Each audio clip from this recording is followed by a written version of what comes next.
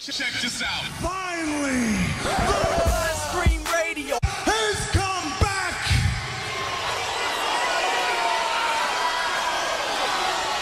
Home. Oh, yeah. Welcome back, welcome back, welcome back. Welcome back. Shout out to Clarence, man. He'll be back with us. Don't shout that nigga out. Yeah, man, you're right. Yeah, fuck that nigga. It's like, no. That was impulsive. Oh, man. Hey, Gets no shout out. he gets no love here. It's like, no. Now he'll be back in in another week or two, I'm guessing. But until then, we're holding down the thought of the week. It's more of a collective thought. This isn't. I'm sure you all know where we're going to go with this, and the thought of the week has to be, if we're talking about black artists and black artistry, then one of the biggest, most famous black artists there are in the world right now happens to be one Kanye West. And I don't think I have to walk you through all of the shit that Kanye West has been doing for the past 2 weeks.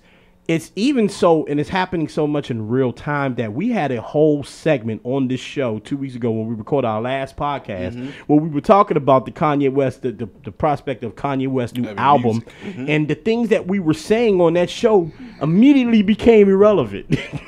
Yeah. The whole conversation, like we took it out, I had to take it out because everything we were saying was dated at that point. He nullified it. He nullified all of it.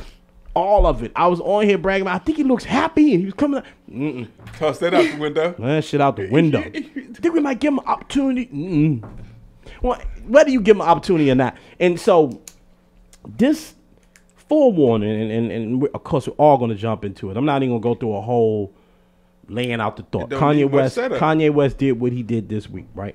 I will warn you, though, for myself, I have a lot of shit to say about this. A lot of shit to say, and I don't know where you two stand. Maybe you do, maybe you don't. But this segment could stretch a little bit. Is all I'm saying.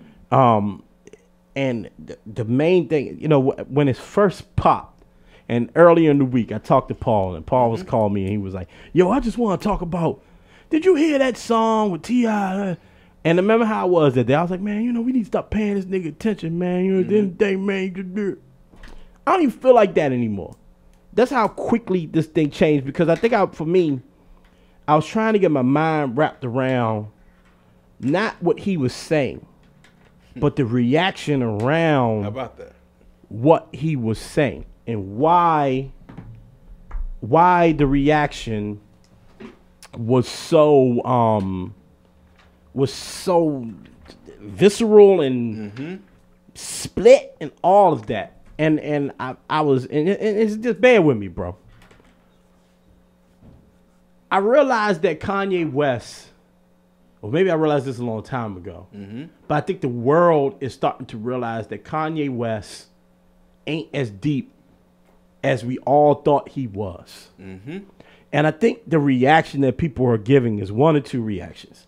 Either they're very disappointed in that, which in a way kind of makes people disappointed in themselves because they felt like they believed in a person that at the end of the day was basic as shit, or they can't quite admit that yet, so they're trying to find points within his nothingness. So what's his last name? Van Lathan. What Van Lathan said to him struck us so deeply because it was perfect. When he says, "I don't think you're thinking anything at all," he basically saying, "Hey, you're just talking. You're just talking shit. You're just saying things and just putting it out in the atmosphere. And because people have labeled you a genius, they're trying to sort them out. Ride with it.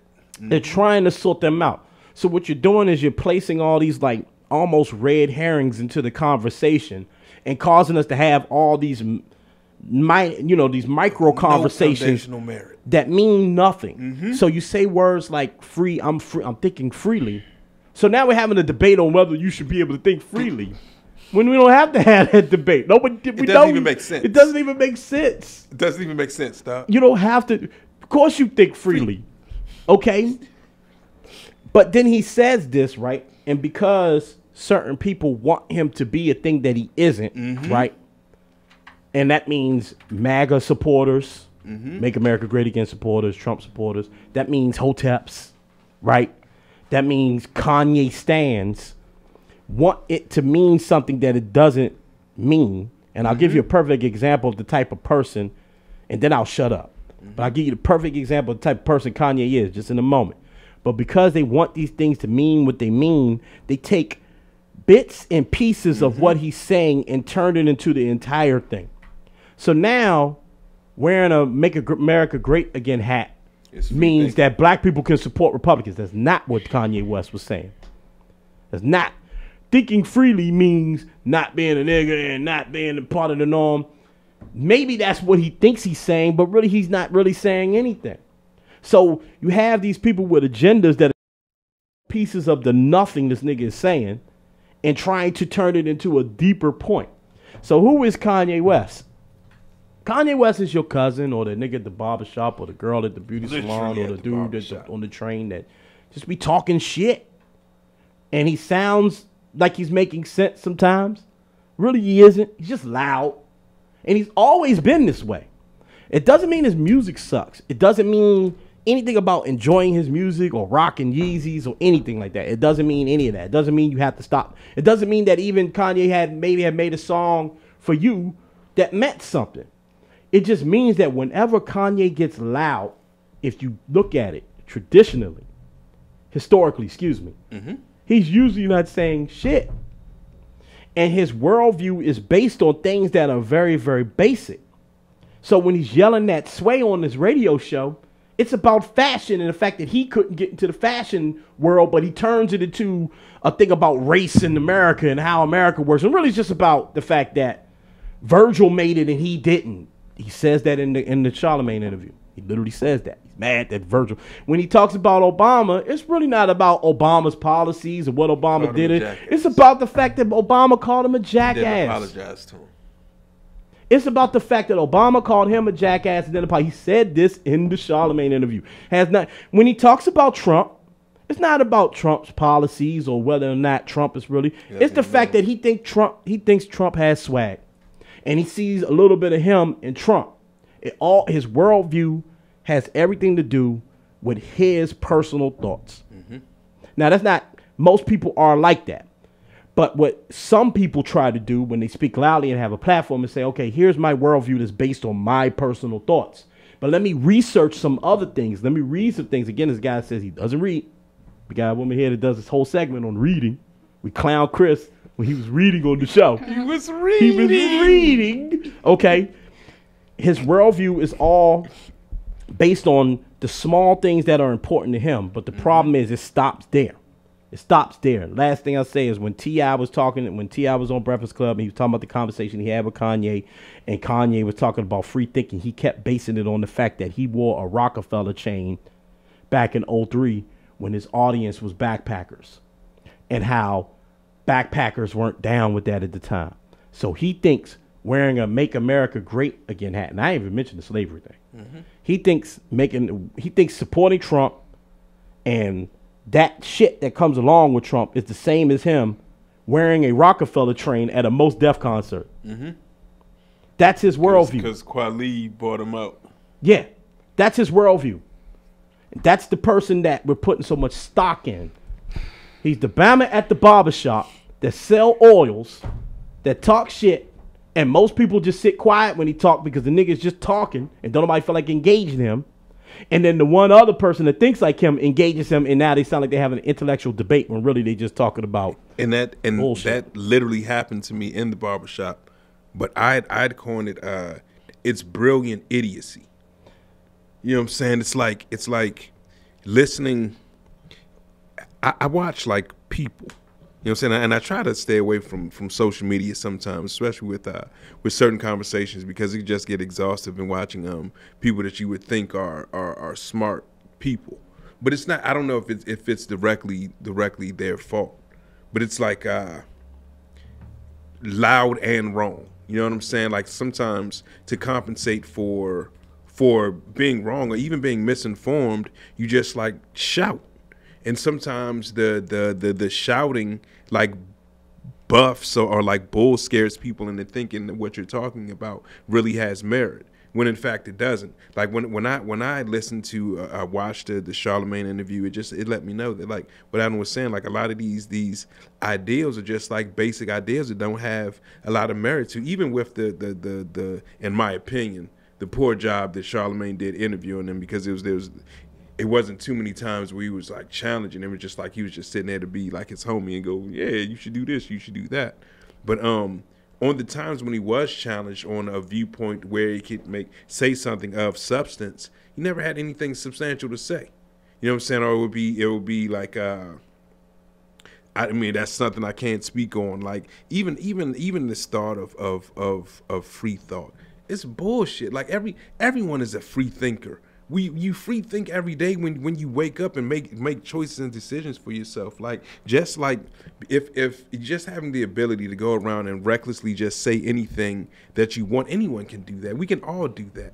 You know what I'm saying? It's a simple thing. It's not even as deep and complex as what both social media and people are making it. Like it's stupid.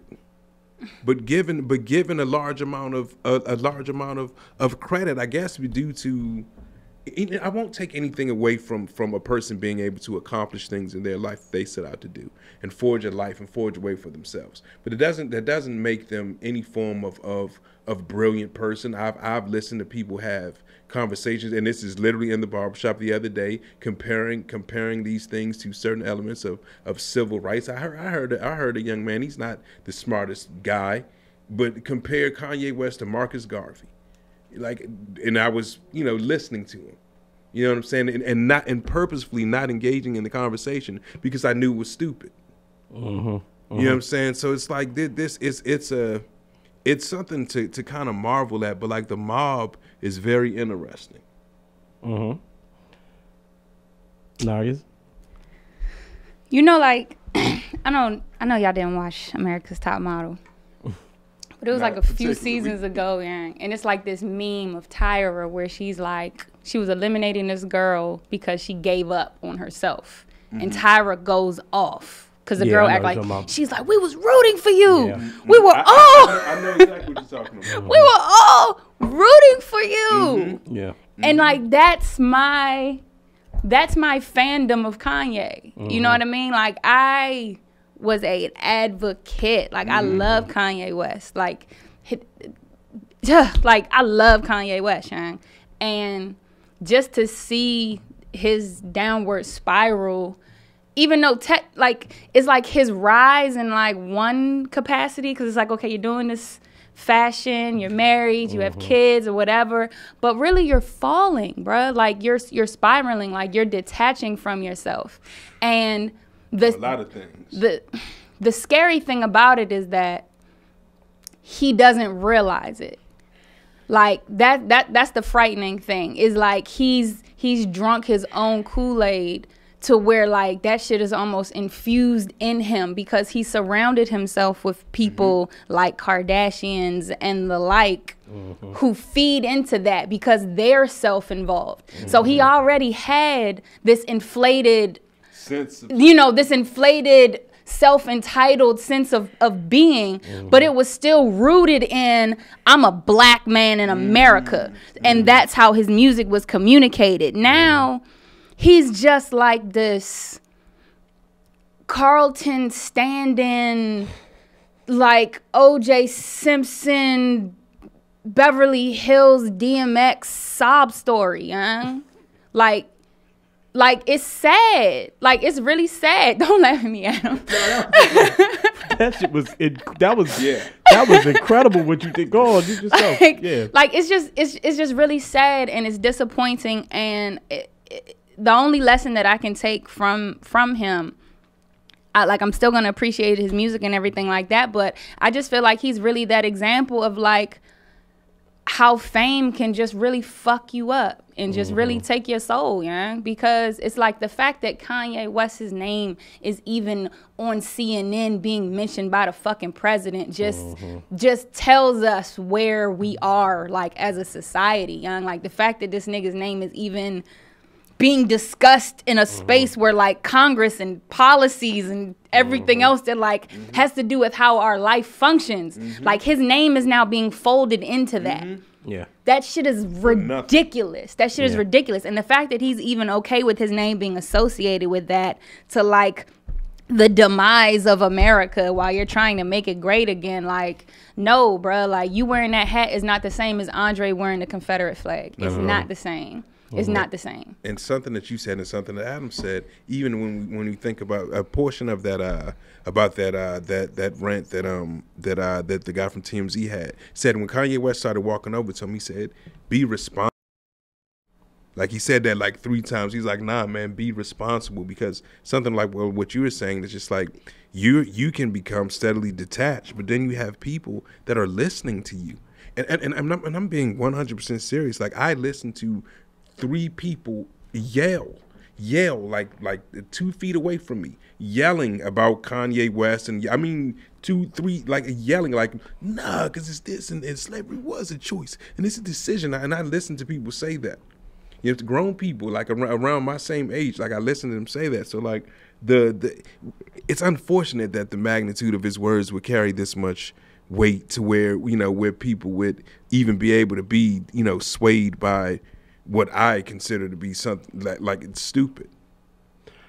Maybe we just found out that Kanye West is a bimbo, and like maybe we and I think that's why I made the point earlier, like what he said, and we're doing a good job of not really focusing on what he said. What he said does it holds power because he has a platform and he's an important artist, but what he said really doesn't mean that much. It's about how people are reacting to what he said, which is what we're all talking about.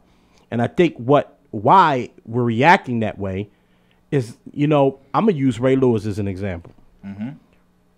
When Ray Lewis can cloak everything in football, Ray Lewis was a motivating character and a person that seemed down for whatever your cause may be. Because you saw him and he came out, he would motivate you. And I still, to this day, say, you can't take away the work that Ray Lewis has done, like in Baltimore, but that's besides the point. When Ray Lewis didn't have football to cloak this anymore, you found out that Ray Lewis really wasn't as deep as you thought he was. He was brilliant on that field, and that's not a knock. Because I even struggled with the Kanye's a genius thing for real. All week I struggled with that in my mind, like, yo, why do we keep calling him a genius? And then I realized, okay, he's a genius musically. Musically, he is. He is a genius when it comes to sorting together and putting together music and structuring a song. There's songs on Kanye West albums that I've heard, and the lyrics I've always thought were mediocre, but the music is like, wow, like that's the song's beautiful. He has synesthesia, like Pharrell does. So like he sees music in color. Yeah, and there's a brilliance to that, right? There's a genius to that. But the mistake I think people are making is that just because you're a genius on the football field or you're a genius in the studio or wherever, doesn't mean you're a genius in all walks of life. So what you're finding out now is that Jesus Walks wasn't really about anything. And now the message, the what we made the song into was something because it sounded beautiful. You just read the lyrics to Jesus Walks. Put them on, print the lyrics to Jesus Walk. Print the lyrics to Diamonds in Cielo, print them. And you're just going to hear Missy Elliott type shit. And I mean that. I've said it, I was saying it in 05. You're going to hear Timberland, Missy Elliott type rhyme, like where every now and then you say one deep thing. But we wanted him. That's why I like her point. We wanted him to be this thing. So again, what you're finding out is that the Bama's a bimbo. Everything about him is about fashion and him. If he were a white girl with blonde hair, people would be... Okay, but okay, that's cool. And then one half of people are really disappointed in the fact that the person that they put on the pedestal is not that person, so they're hurt. And it makes sense. And